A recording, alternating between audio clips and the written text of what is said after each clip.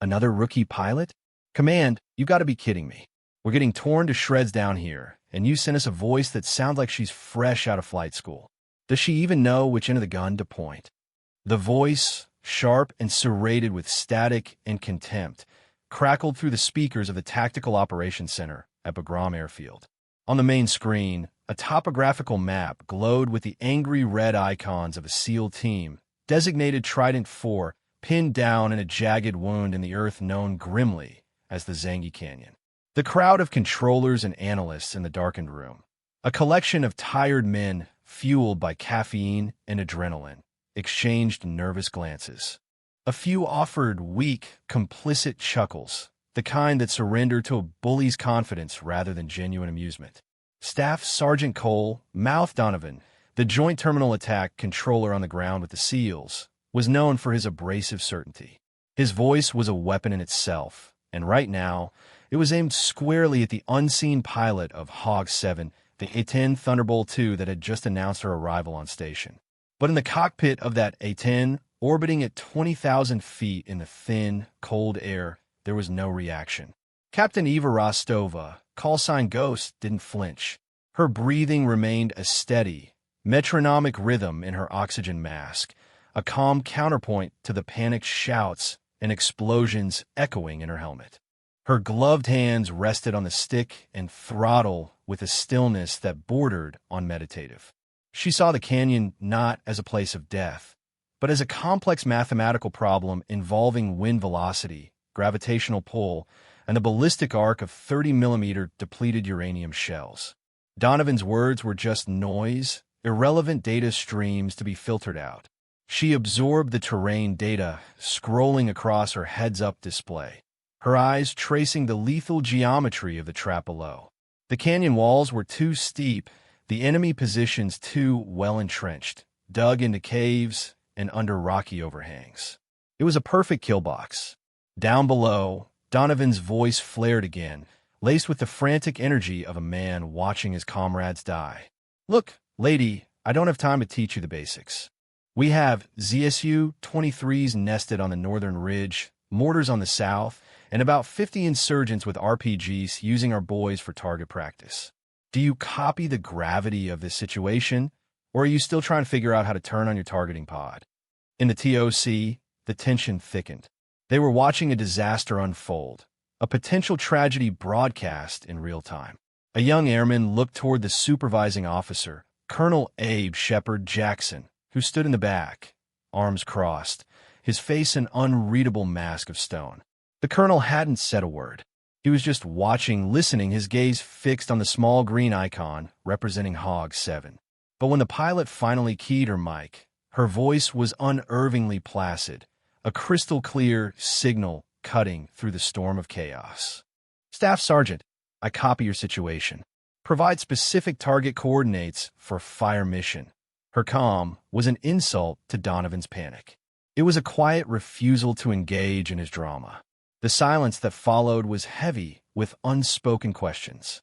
But then the general, Colonel Jackson, leaned forward slightly, a flicker of recognition in his eyes as he saw the A-10 begin a slow, almost lazy-looking turn away from the canyon. It was a move that looked like a retreat, a confirmation of Donovan's worst fears. But Jackson knew better.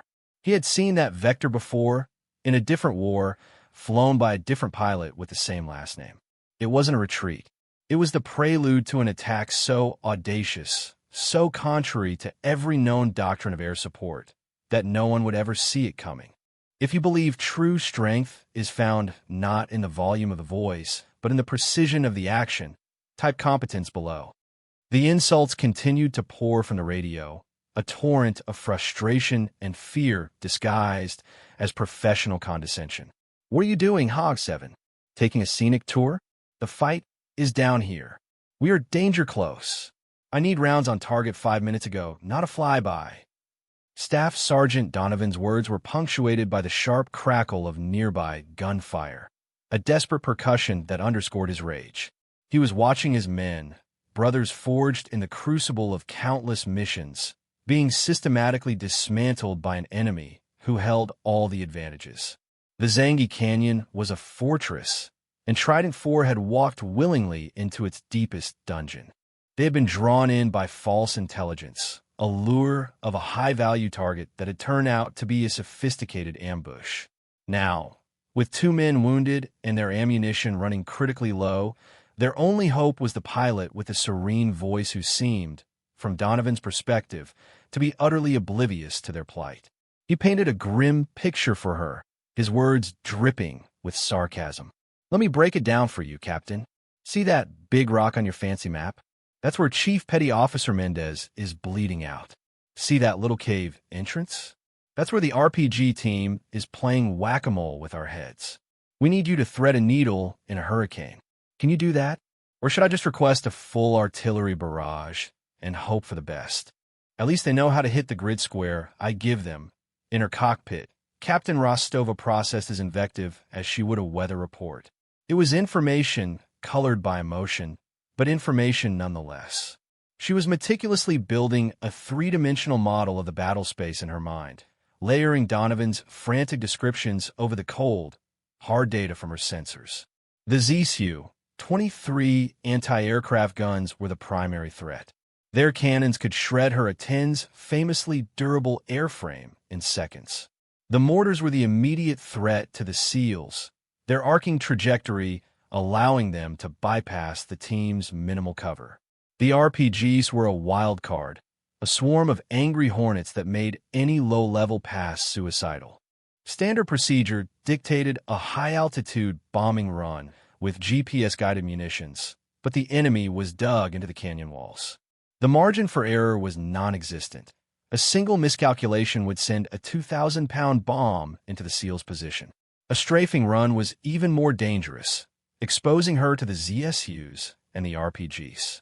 She listened, she processed, she calculated. Her response, when it came, was devoid of any of the emotion he was throwing at her. "Staff Sergeant, confirm friendly positions. I need a precise line. Mark your location with IR strobe." On my command, her request was pure, distilled professionalism. It was the voice of a surgeon asking for a scalpel, not a warrior spoiling for a fight.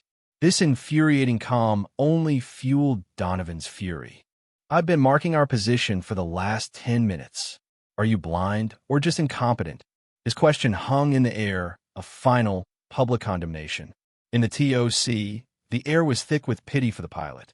They were witnessing a career immolation. No pilot, no matter how skilled, could salvage this.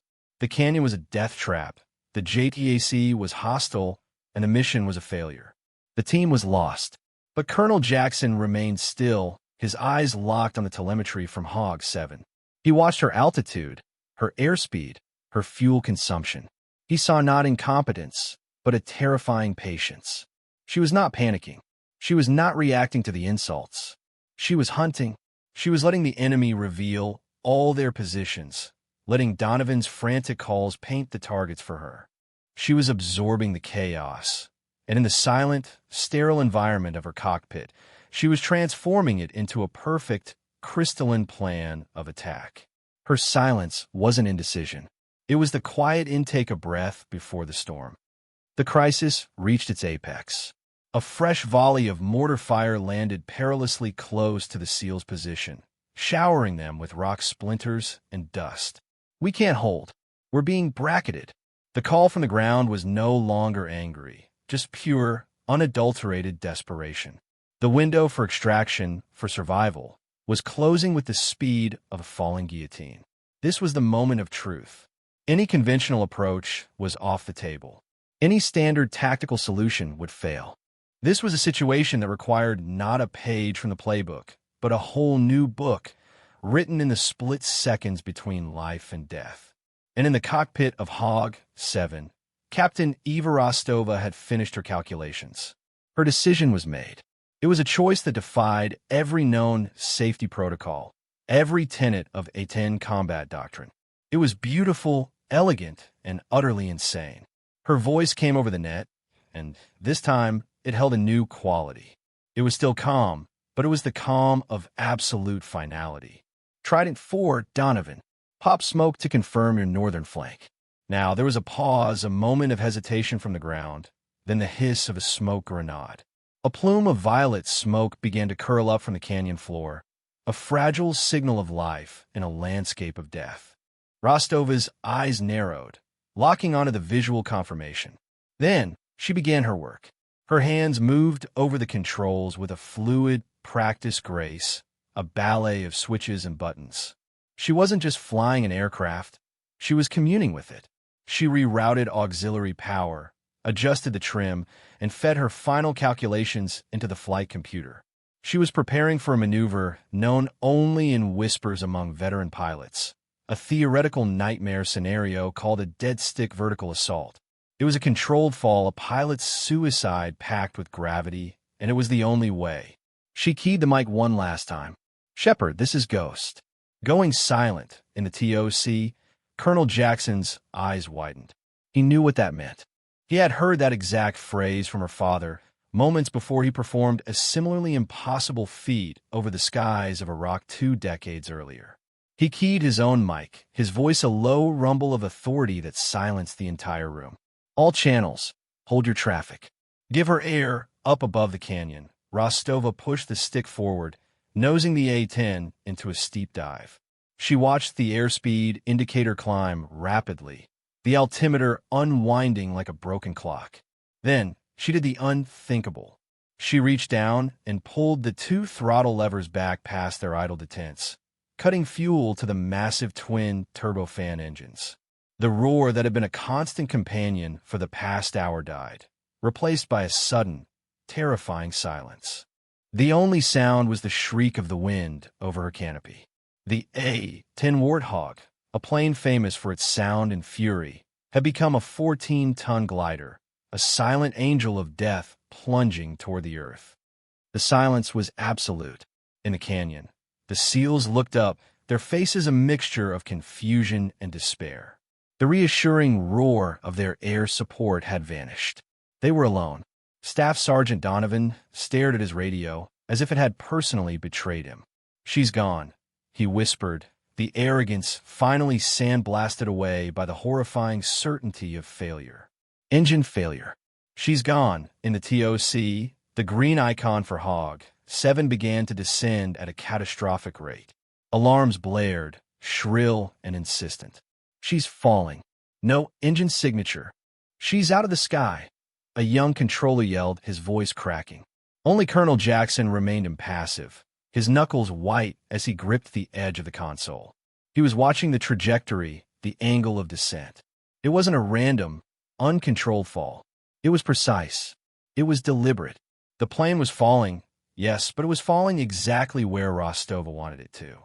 Inside the cockpit, the world was a blur of rock and speed. The canyon walls rushed up to meet her, a claustrophobic tunnel of gray and brown. G-forces pressed her deep into her seat. The wind screamed a deafening protest against her canopy. But inside this vortex of violence, Eva Rostova was an island of pure calm. Her heart rate was steady. Her focus was absolute. She was no longer a pilot flying a plane. She and the machine were one entity, a single projectile aimed at the heart of the enemy. The ZSU crews, accustomed to tracking the thunderous approach of an A-10, were caught completely by surprise. They scanned the skies, searching for the source of the engine noise that wasn't there. They were looking up, expecting an attack from above, but death was coming for them from within the canyon itself, silent and swift. As the A-10 plunged below the canyon rim, disappearing from radar, Rostova's thumb moved to a small red button on her control stick. She was in the pocket, under their guns, a ghost in their machine. The ground rushed toward her. For a heartbeat, it seemed she had miscalculated, that the Warthog would become a new, permanent feature of the canyon floor. But then, with a grace that defied physics, she pulled back on the stick. The plane responded instantly, its nose leveling out just feet above the jagged rocks. And then, she unleashed the beast. She squeezed the trigger, and the GU-8 Avenger cannon, the soul of the A-10, erupted in a cataclysm of fire and sound. It was not the sound of a gun. It was the sound of reality being torn apart at a rate of 70 rounds per second. The iconic BRRRT echoed through the canyon, a sound that has struck terror into the hearts of America's enemies for generations. The stream of 30mm shells, each the size of a milk bottle, was not a spray of random destruction. It was a surgeon's scalpel. The first burst vaporized the RPG team, cowering in the cave entrance. The second, a precisely calculated deflection shot, struck the primary ZSU emplacement, turning the sophisticated anti-aircraft weapon and its crew into a ball of fire and twisted metal. She jinked left, her wings mere feet from the canyon wall, and fired again, silencing the mortars on the southern ridge. 3 bursts. 3 targets eliminated. The entire run lasted less than 5 seconds. Then, as quickly as she had appeared, she was gone, punching the throttles forward. The engines roared back to life with a guttural scream, and the A-10 clawed its way back into the sky, leaving behind a scene of stunned disbelief and utter devastation. On the radio, there was nothing. No insults, no panic shouts, just the deafening silence of awe. And then a single shaky voice from one of the SEALs. Jesus Christ, did you guys see that? In the cockpit, Captain Rostova's breathing hadn't even hitched. Her voice, when she keyed the mic, was as placid as ever. Targets neutralized. Ghost is egressing. Trident 4, you are clear for extraction. The silence in the Tactical Operations Center was a physical thing, a heavy blanket of astonishment that smothered all other sound. The alarms had been silenced, but the flashing red warnings on the screen still painted a picture of a pilot who had, by all metrics, just fallen out of the sky and somehow survived. The controllers and analysts stared at the main screen, where the red enemy icons had been systematically extinguished, one by one, in a matter of seconds. They replayed the sensor data, trying to comprehend the maneuver they had just witnessed. It didn't make sense. It was a flight path that belonged in a video game, not the real world. Staff Sergeant Donovan's voice finally returned to the comms net, but it was a ghost of its former self. The bluster and arrogance were gone, replaced by a raw, fragile whisper of pure shock. Hog 7. What? How? He couldn't finish the sentence. Words were inadequate. He had just been a spectator at a miracle, and the prophet of that miracle was the very person he had spent the last hour deriding as an incompetent rookie. It was in this moment of collective paralysis that Colonel Abe Shepard Jackson finally moved. He walked calmly from the back of the room to the central command console, his presence drawing the attention of every person in the TOC. The room seemed to part for him, the younger officers stepping aside with a deference reserved for living legends. Jackson was old school, a man who had flown F-4 Phantoms over Vietnam and commanded wings of F-15s during Desert Storm. His face was a roadmap of a life spent at the sharp end of American air power. He didn't speak. Instead, he reached over a stunned lieutenant's shoulder and typed a command into the system. A personnel file flashed onto the main screen, replacing the tactical map. The name at the top was Rostova, EVA. Captain, USAF. A collective intake of breath swept through the room. Colonel Jackson let them read, his silence a more powerful command than any shout. The narrator's voice in their heads began to list the credentials, each one a hammer blow to their preconceived notions. Flight school, top of class, awarded Top Gun trophy. Aircraft, A-10 Thunderbolt II. Combat hours, 3,500. Sorties. For 112 foot, the numbers were staggering, far beyond what anyone would expect from a pilot who looked so young. But it was the next lines that caused them to stare in disbelief.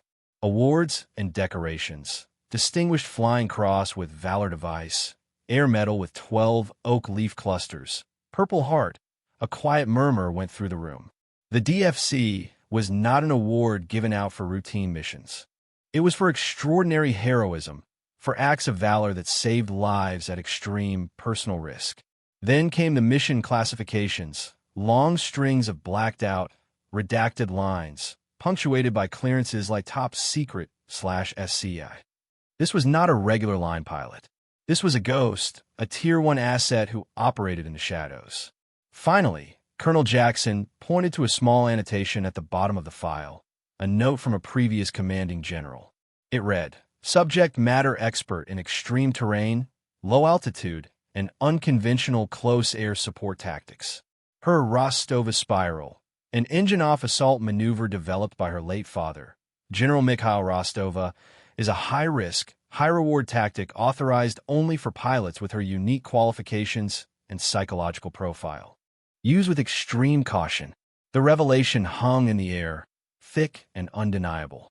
The name Rostova now clicked into place for the older hands in the room. General Mikhail the Bear Rostova was a legend, an A-10 pilot from the Cold War era who had defected from the Soviet Union, bringing with him a wealth of knowledge and a style of flying that blended Russian audacity with American precision. He was famous for his belief that a pilot's greatest weapon was not their missiles, but their ability to make the enemy believe they were insane. His daughter, it was now clear, was not just following in his footsteps. She was forging her own, even more audacious path. The room was a sea of stunned faces, the earlier smirks and chuckles replaced by expressions of profound, humbling respect. They had not just misjudged a pilot. They had fundamentally misunderstood the nature of competence itself. They had listened for the roar of a lion and had missed the silent passage of the deadliest viper. Colonel Jackson let the weight of their realization settle for another long moment before he finally reached for the command channel microphone. His voice boomed through the TOC speakers and into the helmets of every soldier and pilot connected to the net. It was the voice of judgment, of history, of the institution itself correcting a grave error. "Ghost, this is Shepard." The formal use of her call sign was a mark of deep respect. "Outstanding work. That was a textbook Rostova spiral. Your father would be proud." A wave of emotion, a crackle in the otherwise stoic transmission, could be heard from Rostova's end. It wasn't a word, just a faint click of the mic, an acknowledgement that went deeper than language. It was a connection between two generations of warriors, a validation of a legacy written in the sky. Then, Colonel Jackson turned his attention, his voice dropping to a low, cold tone of reprimand clearly intended for one man, but delivered as a lesson for all. He looked directly at the speaker from which Donovan's voice had emanated. "To all stations, let this be a lesson. You do not judge the storm by the quiet before it. You judge it by the wreckage it leaves behind. You do not assess a warrior by the volume of their voice, but by the precision of their actions and the content of their character. Assumptions are a luxury we cannot afford in this business. Assumptions create widows. Today, competence saved us from that. Do you read me?" The response from the ground was immediate, and for the first time, Staff Sergeant Donovan's voice was stripped of all artifice. It was small, broken, and filled with a shame that was almost painful to hear. "Shepard, this is Trident 4. Solid copy. Message understood." The validation was complete. The quiet professional had been vindicated not by her own words, but by the undeniable truth of her skill and the authoritative testimony of a leader who had the wisdom to recognize it. The scales had been balanced. Respect, once withheld through ignorance, was now given freely, earned in 5 seconds of impossible silence and breathtaking violence. The legend of the Canyon Ghost was born. The story of what happened in the Zangi Canyon spread not like wildfire, but like a shockwave. It traveled first through the encrypted channels of Special Operations Command, a classified after-action report that read more like a work of fiction than a military document. The SEALs of Trident 4, upon their safe return to base, spoke of it in hushed, reverent tones in the Chow Hall and the briefing rooms. They called her the Angel of the Canyon, the silent pilot who fell from the sky and delivered them from certain death. The audio recording of the engagement, from Donovan's initial arrogant dismissal to the final stunned silence, became an instant classic within the close-knit community of combat controllers and pilots. It was passed from one secure laptop to another, an underground training tool of immense power. Instructors at the JTAC school at Nellis Air Force Base began using it, not as an official part of the curriculum, but as a cautionary tale played for new trainees in informal, after-hour sessions. They would play Donovan's insults, then the terrifying silence, then the earth-shattering roar of the GU-8, followed by the colonel's final, damning judgment. The lesson was stark and unforgettable. Never, ever underestimate the person on the other end of the radio. The name Rostova became synonymous with a new standard of excellence, a quiet professionalism that was 1,000 times more potent than loud confidence. Pilots in A-10 squadrons from Nevada to South Korea spoke of the Rostova spiral, debating its feasibility, studying the fragmented telemetry data that had leaked out. Most dismissed it as a suicidal stunt, a one-in-a-million fluke. But the best of them, the true masters of their craft, understood. They recognized the impossible level of skill, the years of relentless practice, and the profound connection between pilot and machine required to even attempt such a maneuver. It became a new benchmark, a ghost of perfection to be chased in simulators and dreamed of in the lonely hours of high-altitude flight. Staff Sergeant Cole Donovan faced a formal inquiry, but Colonel Jackson intervened. He argued that public humiliation and the lessons learned under fire were a far more effective punishment than any official reprimand. Donovan was not demoted, but he was changed. The arrogance was gone, replaced by a quiet, watchful humility. He was seen spending hours in the archives, studying the files of pilots he was scheduled to work with, learning their histories, their strengths, their call signs. About a month after the incident, he used a secure line to contact the command post at Rostova's airbase.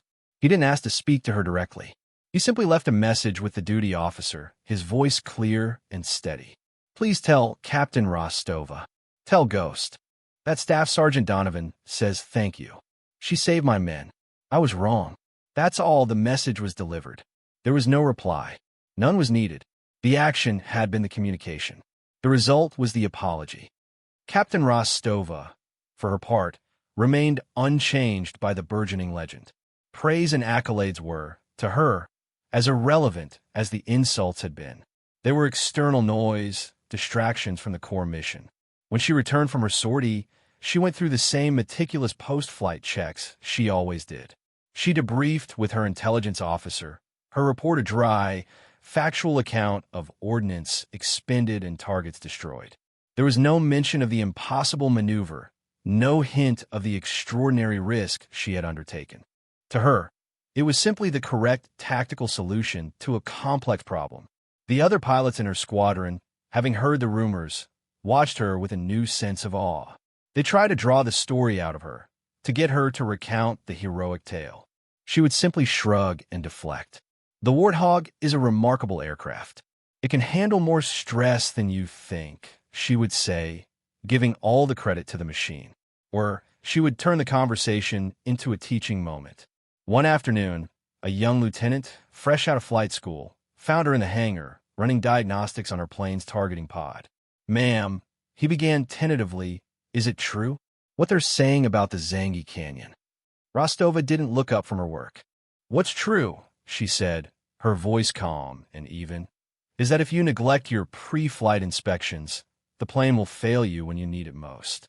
If you don't master your systems, you'll be fumbling for the right switch while the enemy is putting rounds through your cockpit. The flying part is the easy part. The work is done down here on the ground. It's the discipline, the preparation, the thousands of hours of study. That's what saves lives, Lieutenant. Not grandstanding." She was teaching him her philosophy, that competence is not a moment of glory, but a lifetime of quiet, relentless dedication. Her legacy was not something she sought to build. It was a natural byproduct of her unwavering commitment to her craft. Meanwhile, a symbolic artifact of the event was quietly taking its place in military lore. The SEALs of Trident IV recovered a twisted piece of metal from the wreckage of the ZSU anti-aircraft gun that Rostova had destroyed. They mounted it on a simple wooden plaque in their ready room. The inscription was stark, Zangi Canyon. Ghost. Never assume. The place itself was unofficially renamed on their tactical maps. No longer the Zangi Canyon. It was now marked simply as Ghost's Run. It served as a permanent reminder that the most powerful forces are often the ones you never see or hear, until it's too late. It was a monument not to a person, but to a principle, the triumph of quiet, demonstrated competence over loud, superficial arrogance. A year passed. The seasons changed over the rugged mountains of Afghanistan, but the story of Ghost's Run endured. It had transcended the realm of gossip and rumor, hardening into something more permanent, more resonant. It had become institutional folklore, a modern military parable taught to the next generation of warriors. In a sterile, windowless classroom at the Air Force Special Operations School in Hurlburt Field, Florida, a grizzled master sergeant stood before a class of aspiring joint terminal attack controllers. These were the young men and women who would one day be the vital link between air and ground, the voices in the pilot's ears during the most critical moments of combat. The master sergeant, a man who had guided bombs onto targets in 4 different conflicts, dimmed the lights and played a recording. The now infamous audio from the Zangi Canyon engagement filled the room. The trainees listened intently, their faces illuminated by the glow of their notepads. They heard Donovan's initial, cocksure insults. The instructor paused the recording. "Listen to that," he said, his voice a low growl. "That is the sound of ego. That is the sound of assumption." Staff Sergeant Donovan was a good controller. He knew the book, he knew the procedures. But his arrogance made him blind. He judged the pilot based on the sound of her voice, and he almost got his entire team killed. He let the weight of that statement sink in before continuing. "Your job is not to have an opinion about the pilot. Your job is to provide them with clear, concise, and accurate information so they can do their job. You are a conduit of data, not a critic. Respect is the default setting. It is not earned. It is given.